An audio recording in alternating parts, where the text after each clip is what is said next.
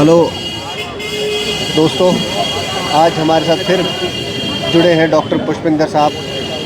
तो रोज़मर्रा के जो हमारे पास मसाइल दरपेश आते हैं, चाहे हेल्थ रिलेटेड ज़्यादातर, तो हम उनके जवाबात ढूंढते हैं डॉक्टर साहब से, और ये अपनी विजडम से हमें आगाह करते हैं और हमारी लाइफ को बेहतर और हमें क्या प्रिकॉशंस लेने चाहिए उन पे ये अपना जो है एक्सपीरियंस बताते हैं हमें। तो डॉक्टर साहब, अभी हमने चाय एक ऑर्डर करी थी, कॉफ़ी करी थी ऑर्डर, बिल्कुल। तो लेकिन ये ठंडी आई थी हमारे पास जब तक।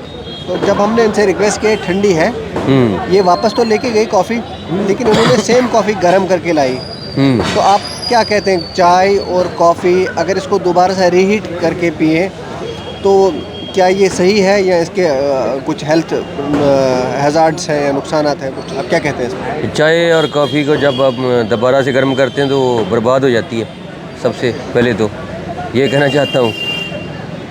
तो कॉफ़ी का एक टेस्ट होता है, कॉफ़ी के अंदर एक अरोमा होती है, तो वो कॉफ़ी को ज़्यादा गर्म दूध में भी नहीं डालना चाहिए। जैसे आप ब्लैक कॉफ़ी पीते हो तो उसमें ज़्यादा गर्म पानी भी नहीं होना चाहिए, वो कॉफ़ी का अरोमा जो है वो बिल्कुल डिस्ट्रॉय हो जाता है। और जो कॉफ़ी को रीहीट करते हैं या चाय को रीहीट करते हैं ना, तो उसमें वो कहते हैं ना, हिंदी में बोलते हैं कि उसमें वाई पैदा होगी, वात पैदा होगी, तो वो वात पैदा हो जाती है, तो वो आगे स्टोमक में आगे गड़बड़ी करेगी, जैसे वो उसमें एसिडिटी बनाएगी जी। तो वो हेल्थ के लिए हजार्ड्स है, हेल्थ हजार्ड्स है।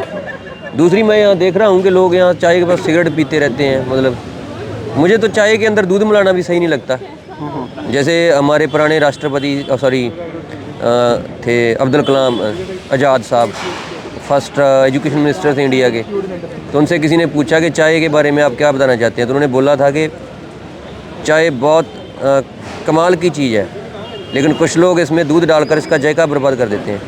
तो वो चीज़ है, इन्होंने अपने हिसाब से चाय को बर्बाद कर दिया। मतलब चाय के अंदर दूध डालना मतलब कि जो भी उसका एंटीऑक्सीडेंट वगैरह है उसको बर्बाद कर दिया।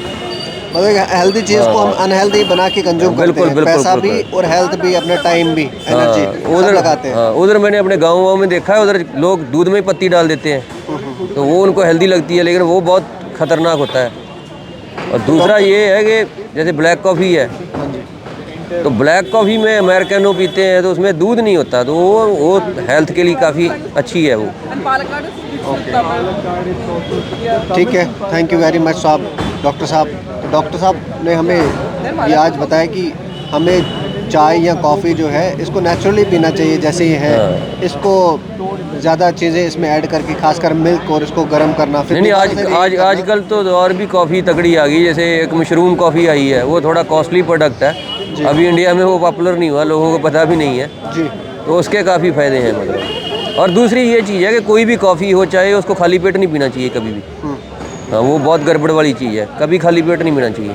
अच्छा, कोई कुकी वगैरह के साथ में पी सकते हैं, बिस्किट? नहीं, वो खाली पेट तो पियो ही मत, मतलब खाली पेट नहीं पीना चाहिए। पहले पानी पी लो, फिर पी लो। हाँ, सैंडविच खा सकते हैं। हाँ, ये सारा बनी के लोग जो बर्बाद हो रहे हैं ना, बेड टी वाला जो कंसेप्ट है, bed tea is a very dangerous concept. जैसे लाइफस्टाइल चेंज हुआ।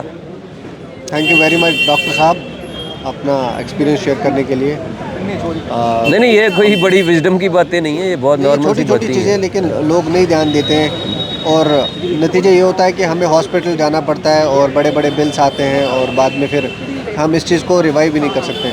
तो इसलिए कि छोटे छोटे कदम उठाओ और अपने हेल्थ, एक ब्यूटीफुल लाइफ एक ही बार मिली है, और अब आपकी हेल्थ अच्छी होगी तो आपकी फैमिली के काम आओगे, सोसाइटी के काम आओगे, अपनी लाइफ भी अच्छी होगी।